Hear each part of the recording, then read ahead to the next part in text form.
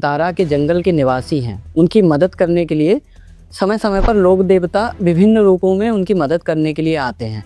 तो क्या सिर्फ एक ये कहानी है, लोगों की सिर्फ एक मान्यता है, या वास्तव में ऐसा होता है कि लोक देवता हमारी मदद करने के लिए आते हैं? सिलक्यारा करके उत्तराखंड में एक जगह है जहाँ पर वो टनल में 40-42 लोग लगभग फंस गए थे जी। और उसमें था कि वहाँ पर पहले एक बाबा भौकनाथ जो कि वहाँ के स्थानीय देवता थे, उनका मंदिर था, उसको हटा दिया गया। ये लोक देवता जो होते हैं, स्थानीय देवता होते हैं, इनका बहुत महत्व होता है। और आप पीछे उत्तराखंड की त्रासदी का भी आपने सुना होगा, धारी देवी के मंदिर से जो प्रतिमा को हटाया गया था, फिर केदारनाथ इतनी भयानक त्रासदी। हमारी हिंदू परंपरा में जो मुख्य देवता हैं जैसे ब्रह्मा, विष्णु, महेश, राम, कृष्ण, तो उनसे इनमें क्या डिफरेंस है? लोक देवता या जो हमारे मुख्य देवता हैं उनमें क्या अंतर है?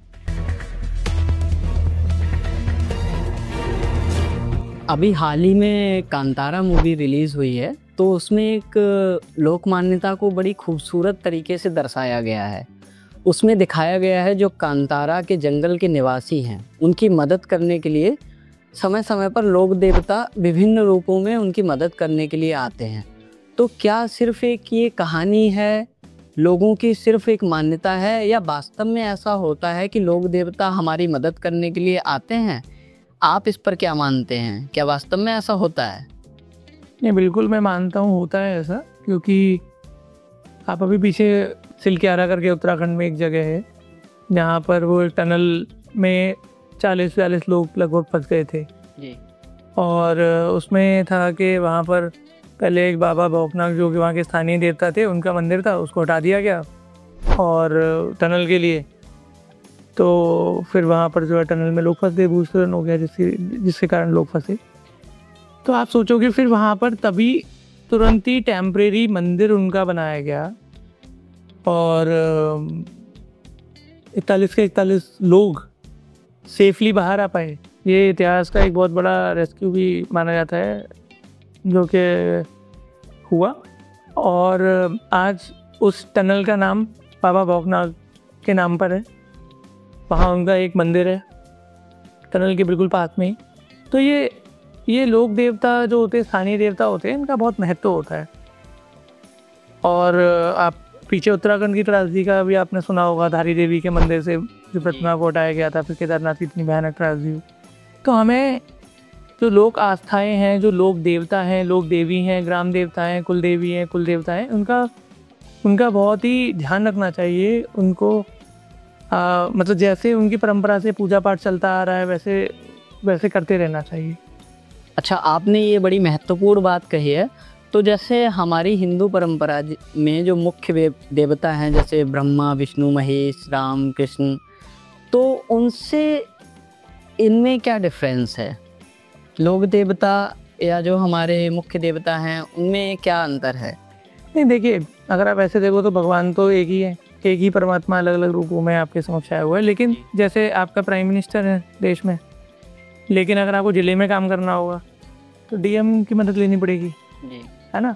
तो उसी तरीके से होते हैं, एक सुप्रीम पावर है और बाकी फिर वही सुप्रीम पावर अलग अलग रूपों में, अलग अलग देवी देवताओं के रूप में अलग अलग स्थानों में वास करती है। बेसिकली आप ऐसे समझो कि एनर्जीज होती हैं, वो जो देवी देवता है वो एनर्जी की फॉर्म में वहाँ रहते हैं और एक स्पेसिफिक पर्पस के लिए वो काम करते हैं। जैसे आपको शक्ति चाहिए, आप हनुमान जी के पास जाते हो, विद्या चाहिए, आप सरस्वती जी के पास जाते हो, है ना। तो धन चाहिए, लक्ष्मी जी के पास जाते हो, कुबेर के पास जाते हो, है ना। तो अलग अलग देवी देवताओं का स्पेशल, जैसे कहते हैं ना, ये मंत्रालय के ये विशेष मंत्री हैं, है ना। तो उसी तरीके से एक विशेष पोर्टफोलियो है उनका, वाह, जिसको हम इग्नोर नहीं कर सकते। और ये कोई अंधविश्वास नहीं है, क्योंकि इस पूरी सृष्टि में सब कुछ एनर्जी के फॉर्म में ही है जी, है ना। अगर आप ये मानते हो कि मनुष्य धरती पर रहते हैं, मनुष्य की प्रजाति रहती है, तो देवता भी हैं, देवी भी हैं जी, असुर भी हैं, यक्ष भी हैं, किन्नर भी हैं, नाग भी हैं, है ना, राक्षस भी हैं।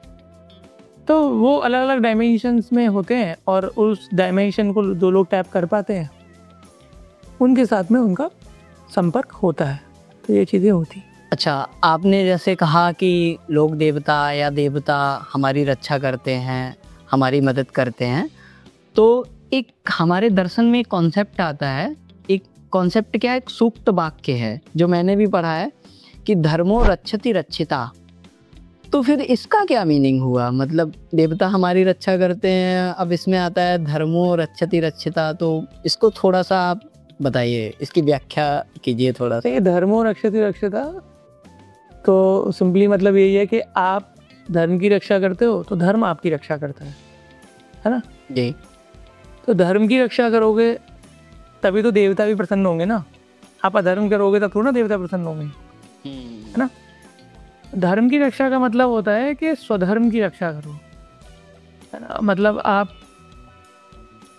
आपका जो धर्म है, आप विद्यार्थी हो, ठीक है, तो विद्यार्थी का क्या धर्म होता है? विद्यार्थी का धर्म होता है अपनी शिक्षा दीक्षा में ठीक से मन लगाए, अच्छे से काम करे, फिर माता पिता गुरुजनों का सम्मान करे, उनकी सेवा करे, है ना। पति के रूप में एक व्यक्ति के जो धर्म है उनका वो पालन करे, है ना जी। पत्नी के रूप में जो उसका धर्म है वो उसका पालन करे। एक जिलाधिकारी के रूप में जो धर्म है, या सरकारी जो सेवाओं में लोग हैं उनका जो अपना जो धर्म है, व्यक्तिगत धर्म है, सामाजिक धर्म है, जिसका जो स्वधर्म है उस धर्म का पालन करेंगे अगर हम, तो धर्म हमारी रक्षा करेगा। उस धर्म की अगर हम रक्षा करते हैं तो धर्म हमारी रक्षा करता है। आप देखो अतीत में धर्म की रक्षा के लिए कितने लोगों ने अपने प्राण दे दिए जी। क्यों? क्योंकि अंततः जो आपकी गति होती है, केवल इतना सा लोग नहीं है कि भाई आप बस धरती पर पैदा हो गए हो मनुष्य के रूप में, बस यहाँ पे मर जाओगे तो बस खत्म बात खत्म। कहानी ऐसी नहीं है, ये पूरा चक्र है सृष्टि का। तो सृष्टि के चक्र में